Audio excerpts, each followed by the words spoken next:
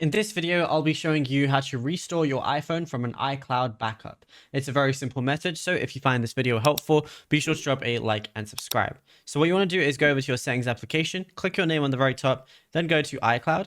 And then what you want to do is you want to go to iCloud backup, and then you want to make sure that backup this iPhone and backup over mobile data are both turned on. Once they're both turned on, you can press backup now. It says this iPhone can only be backed up because there's not enough iCloud storage space available.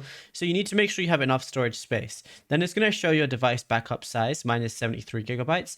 And now what I want to go ahead and do is, the annoying thing is the way they want to make you restore your phone is if you go ahead and factory reset it. When you go ahead and factory reset it, it's going to give you an option to go ahead and restore your phone, or not restore your phone, but you want to click on iCloud backup whenever you're factory resetting it and then turning it on again. It's basically going to make it so that your phone is good as new. So then when you press, use iCloud backup, then everything's going to be re-downloaded and your iCloud backup is going to be used. But yeah, unfortunately, you are going to have to factory reset it if you want to use this method. But it's as simple as that. Now, if you found this video helpful, be sure to drop a like and subscribe.